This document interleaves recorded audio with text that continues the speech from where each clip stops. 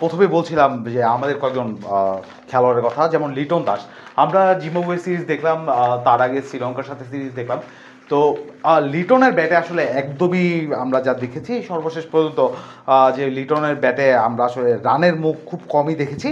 তো লিটন কি এই বিশ্বকাপে আসলে নিজের অবস্থানটা দলে মানে আরও সুসংহত করতে পারবেন কিনা, এবং তিনি এই যে ছন্দটা নিজের ফিরিয়ে আনতে পারবেন কিনা, এই ব্যাপারে আপনি কি মনে করছেন? আরেকটা হলো, যদি এই ছন্দ লিটনের ব্যাটে না আসে, সেই ক্ষেত্রে কি দলে কোনো পরিবর্তন আসার সম্ভাবনা আছে কিনা?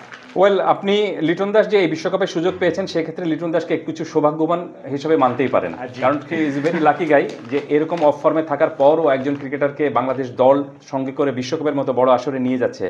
কারণ তুর্য, আমি একটা জিনিস সবসময় বিশ্বাস করি, সেটি হলো যে ইন্টারন্যাশনাল ক্রিকেট কিন্তু আপনার ফর্মে ফেরার জায়গা না। ইন্টারন্যাশনাল ক্রিকেট হলো যে আপনি ফর্মে থাকবেন, সেখানে আপনাকে বেস্ট পারফরমেন্সটা করে দলকে জিতে নিয়ে আসবেন। কিন্তু লিটন দাস কিন্তু গত কয়েকটি সিরিজ ধরে এবং কয়েকটি টি-20 ম্যাচে বা আপনি সাদা বলের ক্রিকেটে খুব একটা ভালো ফর্মে তিনি নেই। এবং সর্বশেষ যেভাবে আপনি বললেন যে জিম্বাবুয়ের সাথে যে 5 ম্যাচ আমরা খেলেছিলাম, সেখানে শুরুর 3 ম্যাচে তিনি ছিলেন, সেই 3 ম্যাচ বাংলাদেশ জিতেছে, কিন্তু লিটন দাসের পারফরমেন্স মোটেও ভালো না।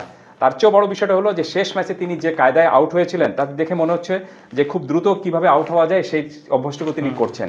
তো সবকিছু মিলে ব্যাটে রান নেই, আউট হওয়ার ধরনটা খারাপ, ফর্মে ফিরতে পারছেন না, চারিদিক থেকে সমালোচনা উঠছে।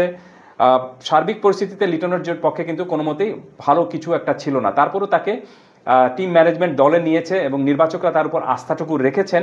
আমার মনে হচ্ছে যে এখন আস্থার প্রতিদান দেওয়ার সময়টুকু তার।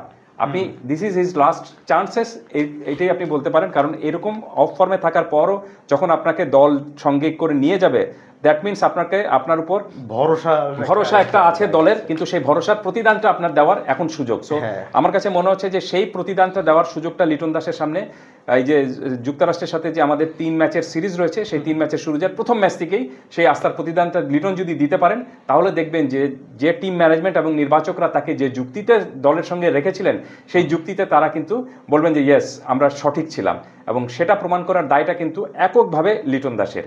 সো তারপরে আমি বলবো যে আমি লিটন দাসকে লম্বা সময় ধরে 2015 সাল থেকে দেখে আসছি, এ ধরনের অফ ফর্মে তিনি এর আগেও ছিলেন, সেটা কাটিয়ে ওঠার ক্ষমতা যোগ্যতা তার মধ্যে রয়েছে। No doubt he is a real match winner. কিন্তু যেদিন তিনি খেলেন, সেদিন ধরুন আপনি বাদবাকিদেরকে আর তেমনভাবে খেলতে হয় না, বাদবাকিদেরকে তখন ধরুন আপনার যা শুধুমাত্র তাকে সঙ্গ দিতে হয়। তো আমরা আশা করছি যে মূল পর্বে যাওয়ার আগে লিটন দাসের ব্যাট যদি সেরকমভাবে যুক্তরাষ্ট্রের বিরুদ্ধে যে 3 ম্যাচ রয়েছে, সেই 3 ম্যাচে যদি ভালোভাবে হাসতে পারে, তাহলে দেখবেন যে বিশ্বকাপে আমরা কিন্তু মূল মঞ্চে খুব সম্ভবত হাসি দিয়ে শুরু করতে পারবো।